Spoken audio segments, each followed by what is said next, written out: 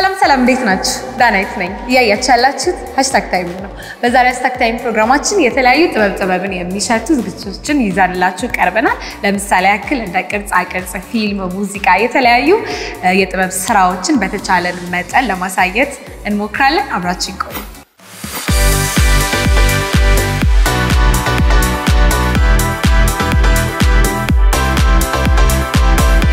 እንግዲህ ተመልካቾቼ ዛሬ የምንገኘው በኢቲ ሜትሮ አርት ጋለሪ ውስጥ ነው። እዚህ መጣንበት ዋናው ምክንያታችን ደግሞ ባለፈው ሳምንት የበቀለ መኮንን የጥበብ ስራዎች እዚህ ተዘጋጅተው እንግዲህ ለህዝብ ክፍት ሆኖ እየታየ ይገኛል። ስራዎቹ ምን ይመስላሉ? ዞር ብለን እናያቸዋለን። አብራችሁ ቆዩ። በቀለ መኮንን ቪዥዋል አርቲስት ነው። ገጣሚና አስተማሪ ሲሆን በአለ የኪነ ጥበብና ዲዛይን ትምህርት ቤት ተባባሪ ፕሮፌሰር ነው። በአዲስ አበባ ዩኒቨርሲቲ ስር የሚገኘው የገብረ ክርስቶስ ደስታ ዘመናዊ የጥበብ ሙዚየም ማዕከል ዳይሬክተርም ነው። በቀለ ከ25 ዓመታት በላይ ስራዎቹን በሀገርና በውጪ በተለያዩ ቦታዎች ያቀረበ ሲሆን በፍሎረንስ፣ ኩፒዮ፣ ኦሃዮ፣ ቺካጎ፣ ኒውዮርክ በስፋት አሳይቷል።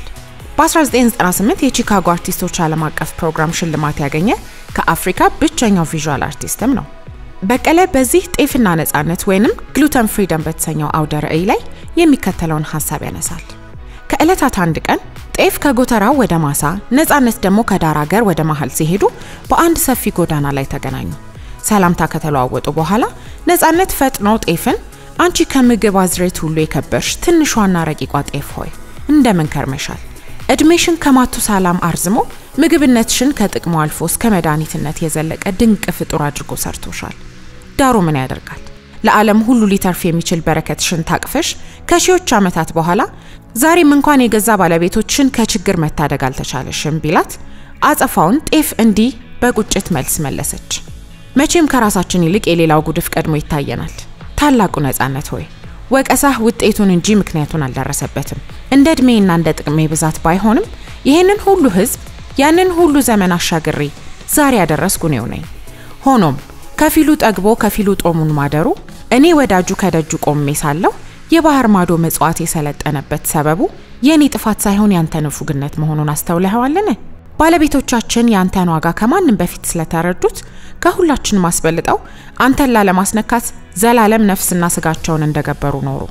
ያም ሆኖ ግን እነርሱ ስላንተ መሞታቸው ምክንያቱም ውጤቱም አንተን ለመኖር መሆኑ ዛሬም ድረስ ቆም ብለው ያጤኑት አይመስለኝም። በፈቃዳቸው ሁሌም ለከፈሉት ዋጋ መልሱን መቼም ተቀብለው አያውቁ። መክፈል እንጂ መልስ መቀበል፣ ላንተ መሞት እንጂ አንተን መኖር ገና አልተለማመዱ።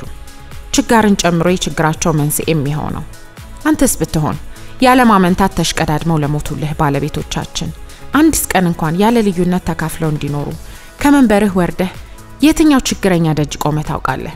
በደምና ባጥንት ደልበህ የክትና የዝና ጌጥ ከመሆን አልፈህ የድሎትና የፎይታ ምንዛሬ የምትሆነው መቼ ይሆን ብላ ኩም አደረገችው ይለናል በቀለ በጤፍና ነፃነት አውደ ርዕይ ጽንሰ ሐሳብ መሰረት።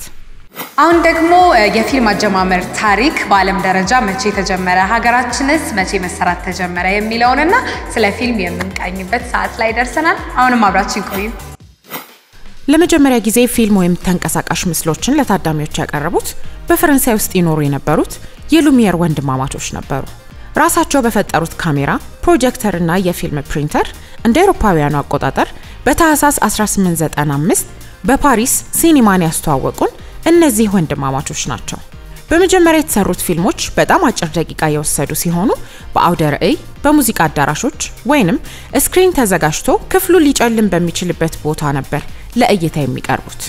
ከሚነሱት ርዕሰ ጉዳዮች መካከል ደግሞ የአገር ውስጥ ትዕይንቶችና እንቅስቃሴዎች፣ የውጭ ሀገር ገጽታዎች፣ አጫጭር ኮሜዲዎችና ጠቃሚ ክስተቶችንም ያካተተ ነበር። ቀጥሎም በ1914 በርካታ ብሔራዊ የፊልም ኢንዱስትሪዎች ተመሰረቱ። አውሮፓ፣ ሩሲያና ስካንዲኔቪያ ዋናዋና የፊልም ኢንዱስትሪዎች የተመሰረተባቸው ሀገሮች ሲሆኑ አሜሪካ በጥቂቱ ትጠቀሳለች። ብዙ ሰዎች ፊልሞችን ለማየት እንደሚከፍሉ ሲታወቅና በዙሪያቸው ያለው ኢንዱስትሪ በማምረትና በማከፋፈል እንዲሁም በኤግዚቢሽን አማካኝነት ገንዘብ መሰብሰብ ሲጀምር ወዲያውኑ ትልልቅ ስቱዲዮዎችና ልዩ ሲኒማ ቤቶች ለመገንባት በቅተዋል። ብዙም ሳይቆይ አንደኛው የዓለም ጦርነት በመቀስቀሱ ምክንያት የአውሮፓ የፊልም ኢንዱስትሪ በእጅጉ ጉዳት ላይ ወደቀ። በአንጻሩ የአሜሪካው የፊልም ኢንዱስትሪ ያንሰራራበት ሁኔታ ተፈጠረ። የመጀመሪያዎቹ ፊልሞች ጥቁርና ነጭ የነበሩ ሲሆን የድምጽ ግብአት ወይንም ዲያሎግ አልነበራቸውም። እንደ አውሮፓውያኑ አቆጣጠር በ1930ዎቹ መጀመሪያ ላይ ሁሉም ማለት ይቻላል የሙሉ ሰዓት ርዝመት ያላቸው ፊልሞች በድምጽ ቀርበዋል። እንዲሁም ከ1930ዎቹ አጋማሽ ጀምሮ አንዳንዶቹ ባለሙሉ ቀለም ፊልም ለመስራት ችለዋል። በፊልም ላይ የድምጽ ግብአትና የሙሉ ከለር መምጣት የአሜሪካንን የፊልም ኢንዱስትሪ ዋና ሚና ያረጋገጠና የሆሊውድ ወርቃማ ዘመን እየተባለ የሚጠራውን እንዲፈጠር አድርጓል። በ1930ዎቹና በ1940ዎቹ ውስጥ ሲኒማ ዋና የሚባል መዝናኛ ሆነ። ሰዎች ብዙውን ጊዜያቸውን የሚያሳልፉት ሲኒማ ቤት ሆነ። ብዛት ያላቸው ተመልካቾች መጉረፍ ጀመሩ። በብሪታንያ ከፍተኛ ተመልካች የታየው በ1946 ሲሆን በየሳምንቱ ከ31 ሚሊዮን በላይ ሰዎች ሲኒማ ቤቶችን ይጎበኛሉ። ወደ ሀገራችን የፊልም ታሪክ ስንመለስ ደግሞ ወደ 1957 እንመለሳለን። የኢትዮጵያ ዘመናዊ ፊልም ታሪክ የጀመረበት ዓመት ነው። በኢትዮጵያዊው ደራሲ ኢላላ ኢብሳ ተጽፎ በግሪካዊው ላምበርስ ዳይሬክት የተደረገው ሂሩት አባቷ ማን ነው ፊልም በሀገራችን የፊልም ታሪክ ባለ ጥቁርና ነጭ የመጀመሪያው ፊልም ነው። ይህ ፊልም ሲሰራ በጊዜው ኢትዮጵያ ምን ትመስል እንደነበር አኗኗርና ባህላችንን የሚያንጸባርቅ እንዲሁም ሀገራችን በወቅቱ ምን ያህል ጠንካራ ሀገር እንደነበረች ያሳየ ፊልም ነው። ዘመዴ ናት ብለሽ አስገብኝና እኔ በትወናው አላሳፍርሽ። ቃል አልገባልሽ። ለአንድ ለ15 ቀን ነይና ሁኔታውን አይተሽ ተወስኛል። አሁን ደግሞ ወደ ፊልሙ ዓለም ስንመጣ ባሳለፍነው ሳምንት ተመርቆ ለእይታ የበቃ አንድ ቆንጆ የአማርኛ ፊልም አለ። ከባለሙያዎቹ ጋር ቆይታ እናደርጋለን። አብራችሁን ቆዩ። እንኳን ደህና መጣህ ለሴ። እንኳን ደህና ቆየሽ። ከኔ ጋር እንኳን እንተዋወቃለን። ነገር ግን ለተመልካቾቻችን ስፔሻሊ ደግሞ ከካሜራ ጀርባ ያሉትን ባለሙያዎች ብዙ ሰዎች አያውቁምና ራስን አስተዋውቅልኝ። ኤልያስ ወርቅነህ እባላለሁ። ሲኒማቶግራፈር፣ ኤዲተር፣ ዳይሬክተር፣ ፕሮዲውሰር። እሺ ከካሜራ ጀርባ ላይ ያለ የስራ ድርሻ ምንድነው? ከካሜራ ጀርባ ላይ አሁን በተጠቀስኳቸው ዘርፎች ካሜራም፣ ኤዲቲንግም፣ ዳይሬክቲንግ እና በፕሮዲውሰርነት ሰርቻለሁ። እሺ ከካሜራ ጀርባ እንዴት ተሰራ? የነበረው ፕሮሰስ ምንድን ነበረ? ስንት ጊዜ ፈጀበት? ከካሜራ ጀርባ ካስቲንግ ጀምሮ ወደ 2 ዓመት አካባቢ ፈጅቷል። ቀረጻ ከተጀመረ ቀረጻው አጠቃላይ ወደ 8 ወር አካባቢ ፈጅቷል። ትንሽ አድካሚ ነበረ፣ ጥሩ ነበር። ስሜ ጽጌረዳ ደሳለኝ ይባላል። ከካሜራ ጀርባ ላይ የተናኘን ካራክተር የምጫወተው ማለት ነው። እሺ እንግዲህ ከካሜራ ጀርባ ለመስራት እንዴት እንደተመረጥሽ፣ እንዴት ካስት እንዳደረጉሽ ስታጫውች? ይመስለኛል ክሊፕ ሰርች አለው። ከዚህ በፊት አንድ ቢቻልሽ የሚል ክሊፕ ሰርች አለው። እሱ ክሊፕ ላይ አይቶኝ መሰለኝ ካስት ያደረገኝ። እሺ ሮቤል ሰለሞን ጃክ ይባላልው። በመጀመሪያ ስራዬ መካኒኩ ላይ ነው። ከዛ ቀዝቃዛው ጦርነት ነው። በዳይሬክቲንግ ደግሞ አስታራቂ ዋንንና አንተ ይቃተልፍን ዳይሬክት አድርጌያለሁ። እሺ ኮሜዲ ስራዎች ላይ ነበር የምናውቀ። የኛው ዘውጉ ትንሽ ለየት ያለ ነውና እንዴት ነበር የነበረ ተሞክሮ? የሚገርምሽ ኤልያስ ይሄን ስክሪፕት ሰጠኝ አንብቦ ነው ያለኝ እና አንብቤ አስተያየት ሰጥቼ የመለስኩትና አንተን ሜን ካራክተሩ አይደል ማለት ነው። ወደ መናገር ደንግጫለሁ መጀመሪያ። ለምን ለኔ በጣም ቀሽቀሽ የምል ሰው ነኝ ምናምን ለኔ በጣም ነው የሚርቀው እና ስለ ግድ የለም ምናምን ተባለ። ያው በሱ ያስተካክታ ነገር ነው። ይሄ እርጥብ ህዝብ እጃችን ላይ ነው። ሀሜት እኮ የማይጠግብ ነው። እኛ ምን ፖስቶን እንደ እግዚአብሔር ቃል አንድ የሚሉት አንድ ሀብታም በፎቶ መርጦች ነበር። አሪፍ ከፋይ ነው። እዚህ አይደለም ያለው ዱባይ ነው። ትኬት ደርሶ መልስ ይቆረጥልሻል። 15 ቀን ክፍያውም አሪፍ ነው። ምንድን ነበር ቻሌንጁ? በጣም ያከፍተናል። የክለብ ሲኖችን መቅረጽ ትንሽ ከባድ ነበረ። ከ10 በላይ የክለብ ሲኖች ነበሩበት። እነሱን መቅረጽ በጣም ከባድ ነበረ። አብዛኛውም ተዋናዮቹም አዳዲሶች ናቸው። ሴቶች ይበዙበታል። ቻሌንጅ የሚባለው በቀረጻ መሃል ላይ ልብስ ለመቀየር በሚሄዱበት ጊዜ ሰልፊ እየተነሱ የሚያጠፉት ጊዜ እሱ ትንሽ ቻሌንጅ ነበረ። እሺ ፊልሙ መልእክቱ ጠጠር ያለ መልእክት አለውና እንዴት አስተምከው? አሁን ላይ ትንሽ አርታችን ብዙ ነገሩ እየተቀዛቀዘ መጥቷልና እዛ ላይ እንደ ምክንያት ይሆናሉ ያልናቸውን ነገሮች ምክንያቶቹን ሰብስበን ለነዛ ለምክንያቶቹ ምላሽ ለመስጠት ታስቦ የተሰራ ነው። ፊልም መሰረቅ ወይም ብዙ ጊዜ ፊልም ሲበላሽ አብዛኛው ነገር ተጠያቂ የሚሆነው ሙያተኛው ነውና ሙያተኛው ብቻ ነው ወይ ተጠያቂው እነሱ ነገሮች ሪዝኖቹን እነሱ በደንብ ለማሳየት ተደርጎ የተሰራ ስራ ነው። ተወጣ የነበረው እንደ ቻሌንጅ ካየሁትኝ እኔ በተፈጥሮ ፈጣን ነው ሳወራ እና ይሄ ሰውዬ ዝም የሚል ቀስ የሚል ነገር ነውና ሬርሱን ለብቻዬ ረጅም ሰዓት ወስዶበታል ኤልያስ። ስሜቱን አውቀዋለሁ ባለሙያ ስለሆነ የካራክተሩን ስሜት አክቲንጉን ነው የከበደኝ እና አንዳንድ እንደውም ቀረጻ ላይ እንደ ማላብ ይለኛል ትንሽ ረጋ ምናምን ነገር ሲመጣ ማለት ነው እና እሱ ቻሌንጅ ነበረው። ያው ተወጣው እንግዲህ ኦዲየንስ ይወስ ምንሽ በገብርኤል ምን ማለት ነው? እድሜሽን ነው 19 ነው የምታረጊው 21 ሰብሊ እድሜሽ ስንት ነው? 19 ተናኘ እንግዲህ ሁለት የተለያየች ገጸ ባህሪን ይዘሽ ነው የምትጫወቹና አንደኛው ምንም የማታውቅ የቤት ልጅ አንደኛው ደግሞ ዝነኛ የሆነች ካራክተር የትኛው ከበደች? ቲና ወይስ ተናኘ? ሁለቱም አልከበደኝም። ትንሽ ትምቱ የለም ከበድ ያለሽ ወይም ነው የሆነ ፓርት ይከብዳል የመቅበጡ ምናምን ፓርት ላይ ትንሽ እሱ ይከብዳል። በትወራ ታስታውሽናለሽ? ምትወጂውን ሲም የፈለግሽ? የምወደው ሲም አንድ ከቲና አንድ ከተናኘ። እሺ ስልክ የምታወራበት ፓርት ነው። አሁን አንቺ ታዋቂ ሆነሻል፣ ብዙ ሰው ታውቂያለሽ። ዘመዴ ናት ብለሽ አስገብኝና እኔ በትወናው ላሳፍርሽም አኮራሻለሁ። እሺ ተናኘ ናት። እሺ ቲናስ መታለሽ ግን? አዎ በደንብ። እሺ ቲና ደግሞ ላይክ ቤት ውስጥ ስትሆን ከጓደኞቿ ጋርና ውጪ ሌላ ናት። ሌላ ሰው ስታወራ ሄሎ ከምን ቲቪ ነው አልከኝ? አዲስ የተከፈተው እኔ እንጃ እንግዲህ እኔ አዲስ ስለሆንኩኝ ብዙ አይዲያው የለኝም። ደስ ይላል በጣም። አይ ሰርተሻል በደንብ እያስባለሁ።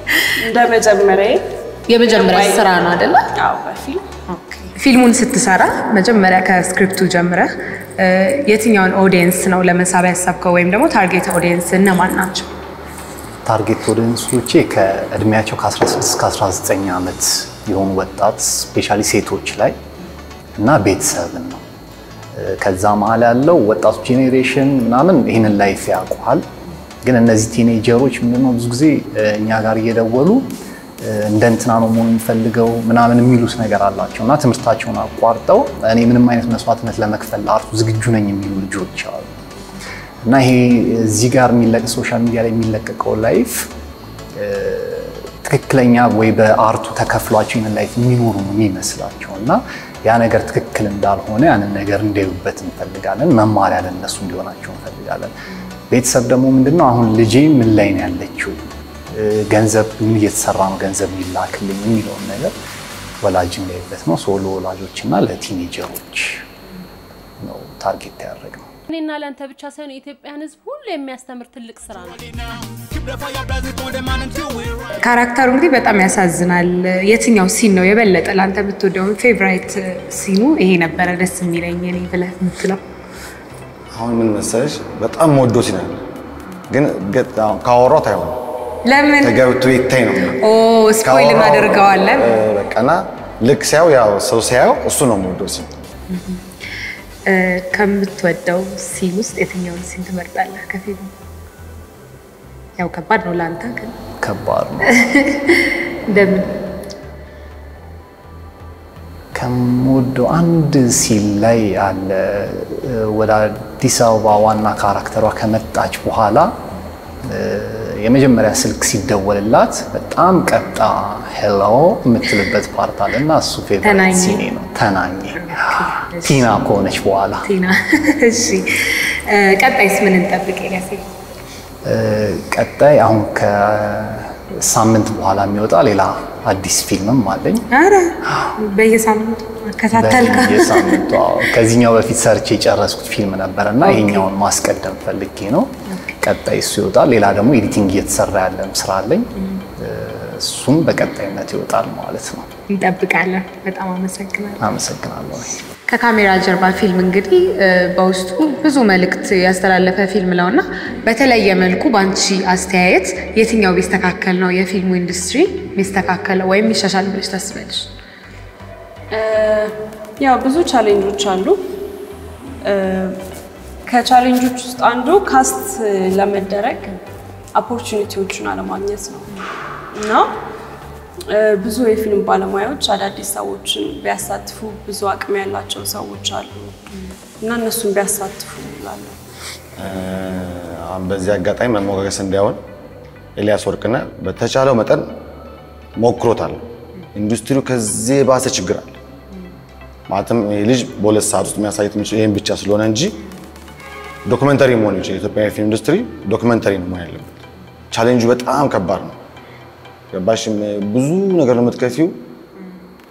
አሁን ኢቭን ከትራንስፖርት አንፃር ለምሳሌ ብዙ ታዋቂ ሰዎች መንቀሳቀሻ እንኳን ታጫሽ በታክሲ እንዳትይዥ ታዋቂ ነሽ። ብዙ ቻሌንጆች አሉትና ማለት ማህበረሰቡ ግዴታው ነው፣ መንግስት ግዴታው ነው። እኛ ደግሞ ለህዝቡ የሚመጥን ፊልም መስራት ግዴታችን ነው። ባለውም ለምን አሁን በጣም ብዙ አማራጭ አለው ሰው ገባሽ? ከዚህ ቲቪ ቻናል ጨምሮ ብዙ ቻናል ብዙ ነገሮች አማራጭ አለው ህዝቡ። ስለዚህ አሁን ከድሮኛም ወርደናል። መስተካከል ያለበት ከሁላችንም ጭምር እኛ፣ መንግስት፣ ህዝቡ ግዴታ ነው። አመሰግናለሁ። በጣም አመሰግናለሁ። Manjade, benati me manjade, nafede, oligarutala nafede, nafede, argade da bulle nafede. ወደ ሙዚቃው ዓለም ስንመጣ ደግሞ በቅርቡ ኩል ሱሬ የተሰኘ የኦሮምኛ ግማሽ አልበም ለአድማጮች ያደረሰ ኩል ሱሬ አጠገቤ ይገኛል። እንኳን ደህና መጣ። እንኳን ደህና argade da bulle nafede, argadere, tilene da feta maratere. እሺ ኩል ሱሬ የተባልከው ለምንድነው? ሙሉ ስምህ አዲስ ዓለም እንደሆነ አቃል አዲስ ዓለም ጥበበና ለምንድነው ኩል ሱሬ የተባልከው? ኩል ሱሬ የተባልኩት አያቴ ነች ያወጣችልኝ። የሷ ስም ሱሬ ነው። እሷ ድሮ ህፃን ያለው ኩል ትለኝ ነበር። እዛ በቃ ስቴጅ ኔሚንግ ኩል ሱሬ ያልኩት ማለት ነው። ከዛ የተነሳ ኦኬ ደስ ይላል። እስቲ ስለ ኩል ሱሬ እናወራና ግጥምና ዜማ ላይ እነማን ተሳተፉበት? በአጠቃላይ ምን ያህል ጊዜ ፈጀ? ግማሽ አልበም ነው የሰየምኩትም በኩል ሱሬ ነው። አብሮኝ የተሳተፉ ከአርቲስቶች ዮሐናና ካስማስ አብሮኝ ተሳትፈዋል። በማቀናበርሞ ዲጄ ሚላ እነዚህ ናቸው የተሳተፉበት ሙዚቃው ላይ ማለት ነው። ምን ያህል ጊዜ ፈጀ? ከሁለት አመት በላይ ፈጅቷል። አይ ቲንክ ግጥምና ዜማውስ ላይ ግጥምና ዜማውን ራሴ ነው የምሰራው። ግጥምና ዜማ አንድ ትራክ ብቻ ነች ካልቸራል ላይ ወለች አለችና እሱን ግጥሙን የካልቸር የህዝብ ነው፣ ዜማውን ደግሞ የራሴ ያረኩን። ሌላው ደግሞ እንዳለ ግጥሞቹ ዜማውም የራሴ ነው፣ የፊቸሪንጉም ደግሞ የነሱ ነው ማለት ነው። ፊቸሪንግ የገቡት ግጥምና ዜማ ስትሰራ ብዙ ጊዜ ምንድነው ኢንስፓየር የሚያደርግህ ወይም ደግሞ አይዲያው የሚመጣልህ ምን አይነት ሞመንት ላይ ስትሆን ነው? ሙዚቃውን ስሰራ ያው ኢንስፓየር የሚያደርጉኝ ሙዚቃዎች አሉ። ለምሳሌ አሁን ከካስማሰና ከዮሐና ጋር የሰራቸው ሙዚቃዎች የክቡር ዶክተር አሊ ብራ እሱ ነው ነብሱን ይማርና እሱ ነው ኢንስፓየር ያደረገኝ። አሁን ኒንዴማ የሚል ዘፈን አለው። በሱ በመነሳት አንዴም በሚል ዜማውንም በሌላ አይነት ኮንሰፕት ሰራውት ማለት ነው። በአፋን ኦሮሞ የአፍሮቤት እና የአፍሮ ሃውስ የሙዚቃ ስልት ብዙም አልተለመደም እስከዛሬና እንዴት እንደዚህ አይነት የሙዚቃ ስልት በአፋን ኦሮሞ ለመስፈን ወሰንክ? እንዴት መጣለ? ከአስተዳደጌ ከመጣውበት አካባቢ ነው። እኔ የመጣውበት አካባቢ የኬንያ ቦርደር አካባቢ ስለሆነ ብዙ የእንግሊዘኛ ሙዚቃዎችን እንሰማለን፣ የቪዲዮዎችን የሳተላይት አክሰስ ስላለን ያንን የሰማው ስላደኩኝ ከዛ የተነሳ ወደ አፍሮቢት ምናምን ገባሁኝ ማለት ነው። ደስ ይላል። በኦሮምኛ ደግሞ በጣም ነው ደስ የሚለው። ኡመተሳኒ በርሲሱ ደርቤስ ሞገደት ዳጋሜ ሰቹዳፊ ወሮጀተን እንዱማ ኡልፋዳት እንጀና አካታ ሰገንታ ኬኛን ኦዳ አዋርድ ላይ በቪዲዮ ክሊፕ አሸናፊ ነበርክ። እስቲ ስለሱ ንገረኝ። ኦዳ አዋርድ ላይ በቪዲዮ ክሊፕ አሸንፌ ነበር። ማናያ የሚባል ካልቸራል ሙዚቃ ነው። 2020 ላይ ነበረ በምርጥ ቪዲዮ ክሊፕ እና የቦረናን ካልቸር በደንብ የሚገልጽ የሙዚቃ እንትን ነውና በሱ ነው ያሸነፍኩት። እንኳን ደስ አለ በዛቀጣ ቴንክ ዩ አመሰግናለሁ። ኢፒ ውስጥ ከተካተቱት ሙዚቃዎች ውስጥ አልጋጋ አንዱ ነው ካልተሳሳትኩኝ ፕሮናንሴሽን ልክ አልጋጋ አንዱ ነውና እስቲ ስለሱ እናውራ። አልጋጋ ማለት በህፃን እያለ የምንጫወተው አይነት ጫወታ ነው እና አልጋጋ ስንጫወት ልጆችን ፔሽንስ ለማስተማር አታርጉ የተባሉትን ነገር ምን ያህል አለማድረግ ይችላሉ የሚለውን ነገር ያንን ለማስተማር የምንጫወተው ጫወታ ነውና ከዛ ከጫወታው ዘፈን አይደለም ከጫወታው ኢንስፓየር ሆኜ ወደ ዘፈን ቀየርኩት ማለት ነው። ያ ነው አልጋጋ። ደስ ይላል። በቀጣይስ ምን እንጠብቅ? በቀጣይ ብዙ ቪዲዮዎችንም ሰራለሁ አዳዲስ ስራዎችንም ይዤ እመጣለሁ። አመሰግናለሁ ኩርሱ። እኔም አመሰግናለሁ። እንግዲህ ተመልካቾቼ የዛሬው በጥበብ ዙሪያ ላይ ያደረግነው የሃሽታግ ታይም ቆይታችን ይህንን ይመስል ነበር። በሚቀጥለው ሳምንት በተለየ ርዕስ እንገናኛለን። ቻው።